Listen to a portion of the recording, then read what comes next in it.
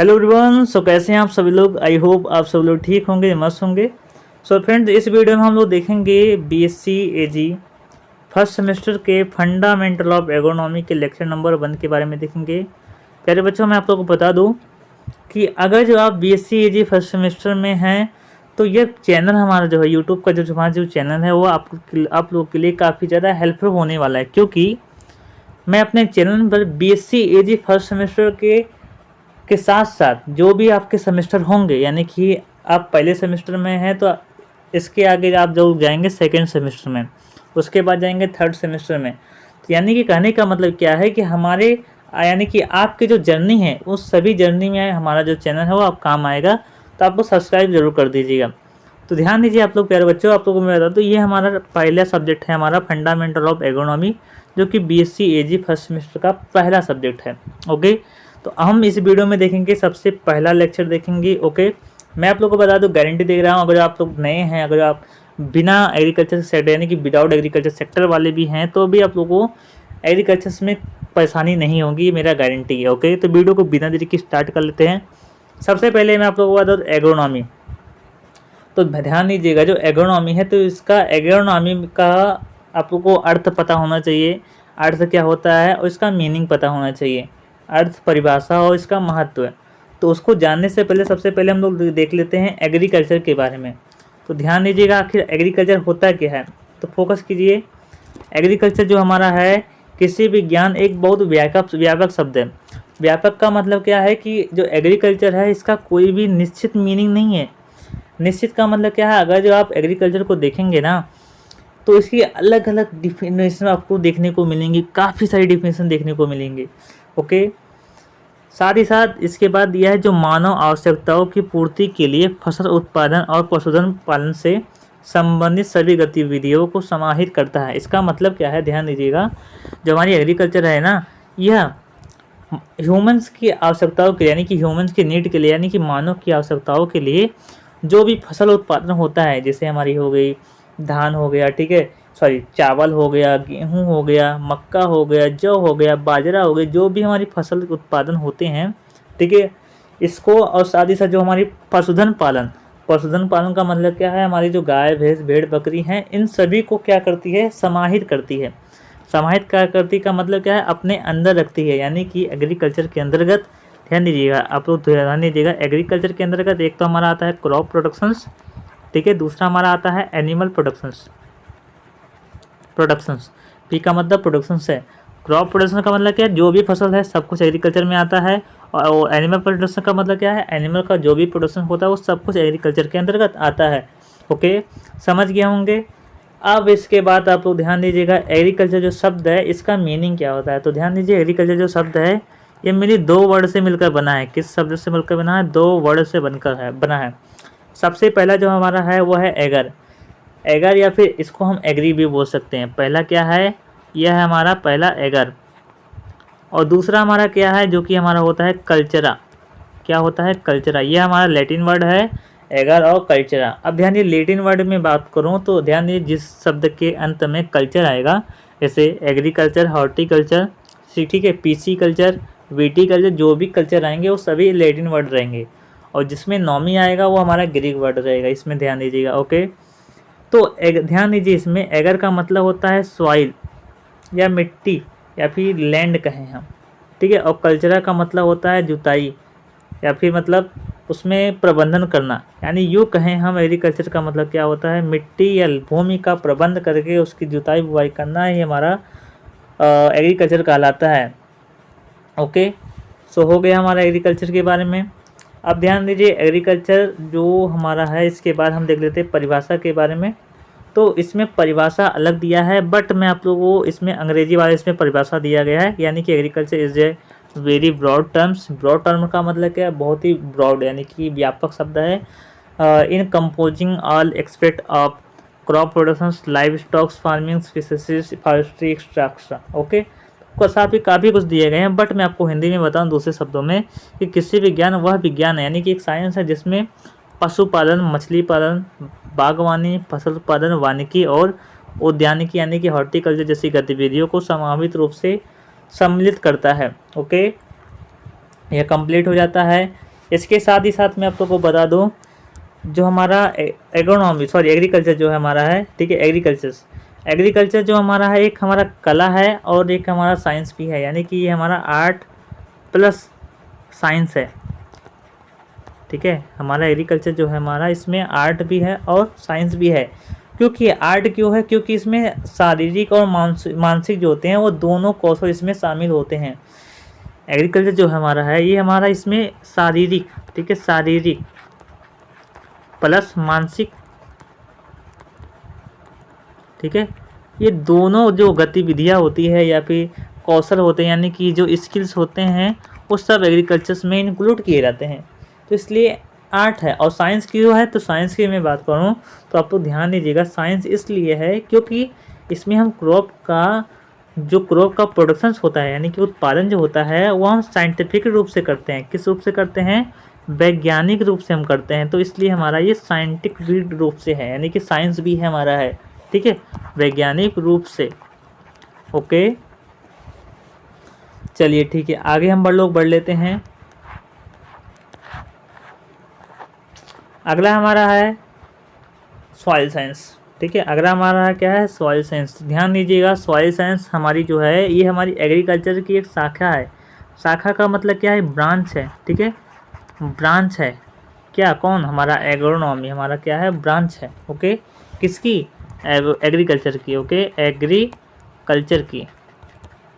Complete हो गया। अब इसके बाद ध्यान दीजिएगा, आप लोग इसमें थोड़ा फोकस कीजिएगा कि जो हमारा एग्रोनॉमी है ये हमारा एक ग्रीक वर्ड है। ग्रीक वर्ड का मतलब क्या होता है? जिसमें हमारा नॉमी लगा होता है। क्या लगा होता है?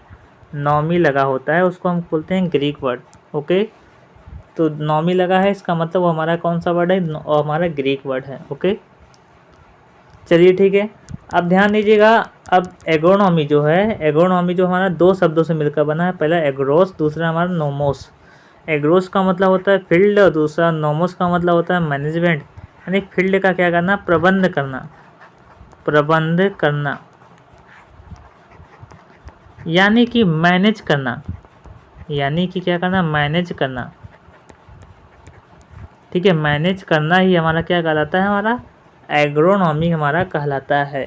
ओके, समझ गए होंगे, यानी कि भूमि को जुताई गुड़ाई करके उसको मैनेज करना, यानी फील्ड का प्रबंधन करके, ठीक है, प्रबंधन करना ही हमारा क्या कहलाता है? एग्रोनॉमी कहलाता है। या फिर यूँ कहें कि हम फसलों को, ठीक है, दूसरा हमारा डिफिनीशन है फसलों का वैज्ञानिक रूप से उत्पादन करना या खेती करना हमारा क्या कहलाता है? सस्य विज्ञान कहलाता है। ठीक है, क्या कहलाता है? सस्य विज्ञान, यानी एग्रोनॉमी हमारा कहलाता है। ठीक है, ओके, कंप्लीट हो जाता है। फसलों का वैज्ञानिक रूप से उत्पादन करना या हम खेती करना वैज्ञानिक रूप से हमारा सस्य विज्ञान कहलाता है। ये हमारा दूसरा हमारा डिफिनेशन हो जाता है। ओके, बट मैं इसी में थोड़ा आप लोग को मेंशन कर रहा हूँ जिससे आपको समझ में आए, आपको समझना जरूरी है, क्योंकि आपको जो कॉन्सेप्ट है, ठीक है, एग्रीकल्चर का जो कॉन्सेप्ट है, आपको समझ आना चाहिए। ठीक है, कॉन्सेप्ट अगर जो आपको समझ आ गया तो आप लोग बेहतरीन तरीके से आप लोग परफॉर्म कर पाएंगे। परफॉर्म का मतलब क्या है? बेहतरीन आप लोग एग्जाम्स में मार्क्स लेकर आ पाएंगे। पहला सेमेस्टर इसलिए काफ़ी ज़्यादा माइंड में स्ट्रेस होगा कि भाई कैसे होगा कैसे नहीं होगा। ओके, तो यही सब चीज़ें हैं, इसलिए आप लोग को जानना ज़रूरी है। ओके, चलिए ठीक है, हमारा हो गया।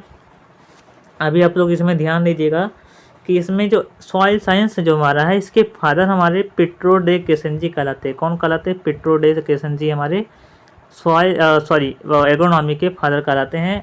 पिट्रो डे केसेंजी एग्रोनॉमी के फादर कौन है? पिट्रो डे केसेंजी हमारे हैं। इन्होंने अपना पुस्तक लिखा था जिसका नाम है ओपस रूरेलियम कॉमोडोरम।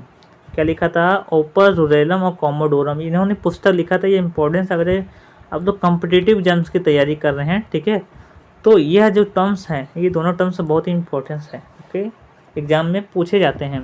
और ये जो भी जो टर्म्स हैं आपके, जैसे एग्रोनॉमी हो गया, एग्रीकल्चर जो हो गए, इसकी ये कौन से वर्ड से मिलकर बना है। ओके, तो ये सब भी आपके इम्पोर्टेंस है। ओके, हो गया कंप्लीट। अगला हमारा मुख्य उद्देश्य। तो ध्यान दीजिएगा, अगर एक वर्ड में आपका पूछा जाता है कि एग्रोनॉमी का मुख्य उद्देश्य क्या है, तो उसका उद्देश्य यह है कि कम से कम लागत में, यानी कम से कम खर्च में अधिक उत्पादन लेना। ठीक है, अधिक उत्पादन लेना। ठीक है, यही हमारा एग्रोनॉमी का मेन एम होता है, यानी कि उद्देश्य होता है। और ठीक है, अगला है इसका कार्यक्षेत्र और महत्व। इसका कार्यक्षेत्र और महत्व ये हमारा जानना इम्पोर्टेंस है, क्योंकि ध्यान दीजिएगा इसका कार्यक्षेत्र और महत्व इसका क्या है, तो फोकस कीजिए इसमें आप लोग। सबसे पहले ये हमारा है अन्य समस्या का समाधान। तो ध्यान दीजिए, भारत जो हमारा है, भारत में जो हमारी अन्न होती है, यानी कि जो फसलें की जो अन्न होते हैं, जैसे अनाज, अनाज में से हो गया चावल हो गया। ठीक है, क्या हो गया, चावल हो गया, गेहूँ हो गया। ठीक है, चावल हो गया, गेहूँ हो गया, इसके अतिरिक्त जितने भी हमारे अन्न हो गए, ठीक है, अनाज हो गए, मक्का, जौ, बाजरा, जो भी चीज़ें हो गई, वो सभी को जो समस्याएं हैं भारत में, जो समस्याएं हैं, यानी कि जैसे काफ़ी गरीब लोग भी हैं जिनके पास भोजन नहीं उपलब्ध है। ठीक है, चावल नहीं है, ठीक है, चावल की कमी है, तो उनकी समस्याओं को दूर करना ये हमारा एग्रोनॉमी करता है। ठीक है, एग्रोनॉमी क्या करता है, ये चावल, गेहूँ, यानी जितने भी अनाज होते हैं, इन सभी को क्या करता है, उपलब्ध करवाता है भारत के सभी व्यक्तियों के लिए। ठीक है, ये हमारा हो गया। अब इसमें आप लोग थोड़ा टर्म्स देखिएगा कि भारत में हरित क्रांति के जनक डॉक्टर MS स्वामीनाथन हुए। इसके साथ ही साथ विश्व में हरित क्रांति के जनक नॉर्मन ई बोरलॉग हैं। इसके अलावा हमारे समिति कृषि भूमि पर बढ़ती जनसंख्या के लिए, ठीक है, उपलब्ध भोजन उपलब्ध कराना एक बड़ी चुनौती है। ये भी लिखा गया, आप लोग थोड़ा ध्यान दीजिएगा, ये हमारा जो हमारा लिखा गया, यानी कि बड़ी चुनौती। देखिए, हमारा भारत में लगभग 140 करोड़ जनसंख्या है। कितनी जनसंख्या है, 140 करोड़ जनसंख्या है। तो इसलिए यहाँ पर फूड यानी कि भोजन उपलब्ध करवाना इतना आसान नहीं है। इसलिए क्या किया जाता है, हम एग्रोनॉमी की सहायता लेते हैं। किसकी सहायता लेते हैं, एग्रोनॉमी की सहायता लेते हैं हम। ओके, तो आप लोगों को ये कॉन्सेप्ट कंप्लीट हो गया होगा कि हमारा जो एग्रोनॉमी है, ये हमारा अन्न की समस्या का समाधान करता है। दूसरा हमारा है वस्त्र समस्या का समाधान। तो ध्यान दीजिएगा कि हमारी जो फसलें होती हैं, जैसे हमारी कपास हो गई, इसके अलावा हमारी जूट हो गई, तो इनसे हमारे क्या प्राप्त होते हैं, रेशा प्राप्त होते हैं। क्या प्राप्त होते हैं, रेशा। ओके, क्या प्राप्त होते हैं, रेशा प्राप्त होते हैं। इन रेशे से क्या किया जाता है, कपड़ा तैयार किया जाता है। तो इस प्रकार से हम एग्रोनॉमी के माध्यम से भारत में सभी व्यक्तियों के लिए हम कपड़े उपलब्ध करवा सकते हैं। ओके, भारत, देखिए, मनुष्य को नीड किस चीज़ की होती है, तो मनुष्य को जो नीड होती है वो होता है रोटी, दूसरा होता है कपड़ा, तीसरा होता है मकान। तो ये जो तीन चीज़ें हैं ना, रोटी, कपड़ा, मकान, ये तीनों चीज़ें हमारी एग्रोनॉमी उपलब्ध करवाती है। एग्रोनॉमी यानी कि सस्य विज्ञान हमारी उपलब्ध करवाती है। तीनों चीज़ों की पूर्ति हमारी कौन करवाती है, कौन करता है, हमारा एग्रोनॉमी। एग्रोनॉमी खाने के लिए रोटी भी देता है, उसके बाद पहनने के लिए कपड़ा भी देता है, और रहने के लिए छप्पर यानी कि मकान भी उपलब्ध करवाता है, एग्रोनॉमी है। ठीक है, ये कंप्लीट हो गया होगा कॉन्सेप्ट आप लोगों को। आई होप आप लोग समझ गए होंगे। अगला है पशुओं के पालन पोषण के लिए चारे की आवश्यकता।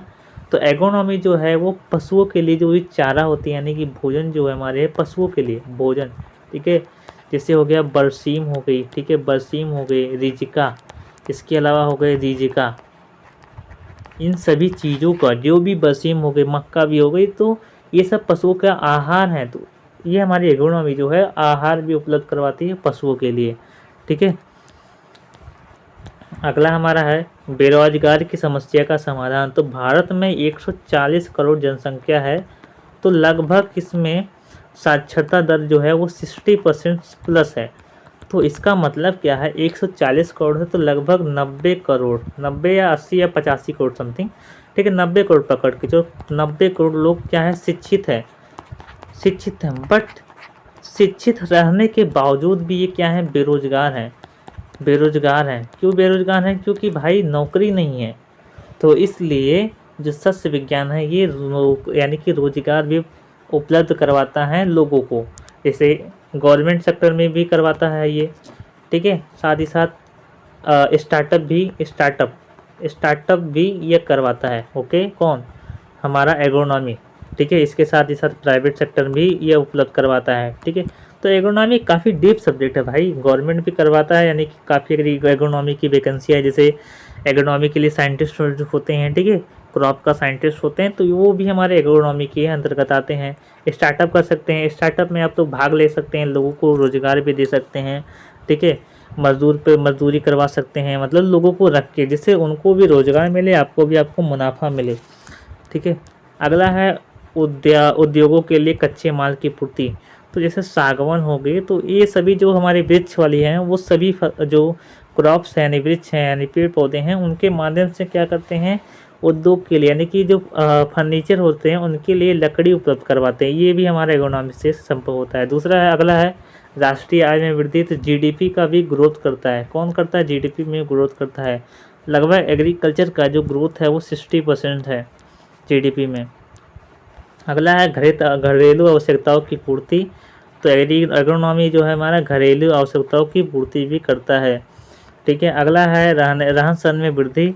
तो जैसे ही आप लोग एग्रोनॉमी में जब अपना कैरियर संभाल लेंगे, तब आपके रहन सहन में वृद्धि हो जाएगी, इम्प्रूवमेंट हो जाएंगे। लोग आपको देखकर मतलब तारीफ़ें भी करेंगे और आपके नाम की बुलबुलें भी करेंगे, ठीक है। तो ये सभी चीज़ें हैं। अगला है किसान की आय में वृद्धि भी करेंगे, ठीक है।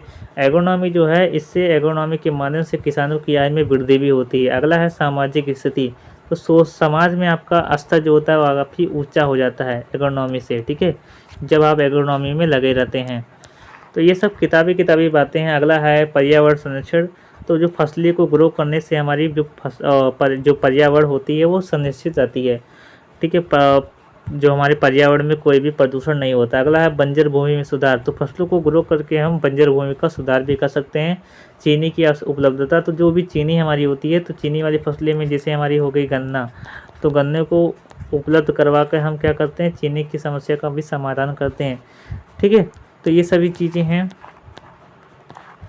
तो अगला हमारा टॉपिक रहेगा बुवाई और बुवाई के तरीके। तो अगले वीडियो में मिलेंगे, तब तक के लिए धन्यवाद। और आप चैनल को सब्सक्राइब कर दीजिए, क्योंकि भाई काफ़ी मेहनत लगता है वीडियो को बनाने में। धन्यवाद।